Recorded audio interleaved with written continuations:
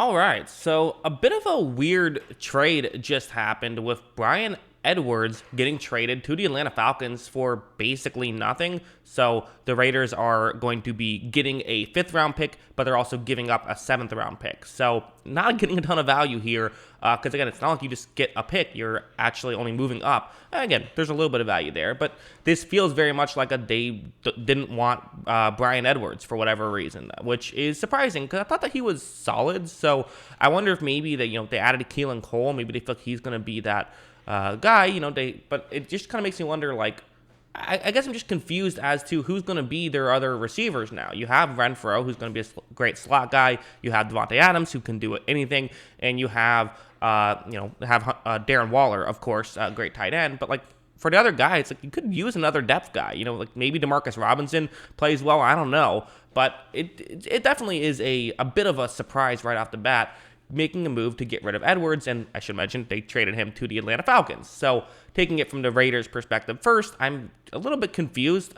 Edwards was not a spectacular player. Like, there's definitely things he has to work on his game, but he wasn't horrible either, and is still young. He was only, he's only played 2 years. So it feels a bit early to give up on someone who, okay, listen, this isn't the earliest a third round pick from the John Gruden era got given up on. They traded away the player from Kentucky. I'm blanking out his name now. They gave up on him before the season even started after drafting him. So, that there's at least some interesting things there. But for Bryan Edwards, I don't know. I thought that he was solid at times. He had 3 games of over 80 yards. He had a couple big plays. I thought in that Baltimore game especially, he had some big plays in that fourth quarter. So, again, is he a spectacular player? No, he isn't. I get it. I don't think that getting rid of him in general is a terrible move, but it just sort of feels like a surprise of the chances of the Raiders winning this trade are basically zero. Bryan Edwards does not cost much. So unless there's something else we just don't know about, and honestly, the only way that this trade really makes sense for me is if you just don't like him as a player and we're going to cut him anyways, then you're just getting some value. But I don't know why you would feel that way. So I think it's a weird trade from the Raiders' perspective. I do like it from Atlanta's perspective. Atlanta is not a team that has a ton of wide receiver depth in general, really.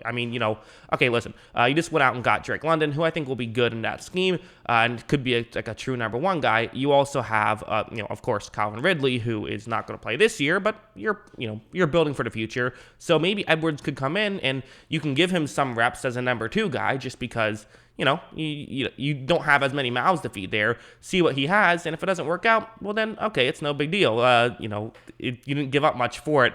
This is definitely a low risk and higher reward type move, and quite frankly, even if he's just a decent role player for cheap for 2 years, like that's probably worth giving up, a 5th round pick and getting a 7th round pick back. So that alone, I think, is fine. It's just kind of again, it almost makes me think there has to be something more to this, because on surface value, it doesn't really make much sense. I don't really get this move at all. It's just very confusing for me, I think is what I'll say. But I like it from the Falcons' perspective. Hey, if you see someone who has potential, who's available on the open market, and you're a rebuilding team, don't be afraid to take some flyers on guys like that. Sure, a lot of times it doesn't work out, but sometimes it does. And even if he just is who he is, like that's a fine 4th wide receiver right away, maybe even a little better than that. And so I don't get why you're moving off of him, especially if you're the Raiders, who they're trying to be competitive now. You get a player who can at least contribute and gets paid basically nothing because he's on a 3rd round rookie deal. I don't know, just kind of a weird move for me. I don't like it from the Raiders' perspective. Like it from the Falcons' perspective, though. So that's what I think. What do you guys think? Let me know in the comments below. What is your thought on this move? Always love hearing from you. And of course, as always, thanks for watching.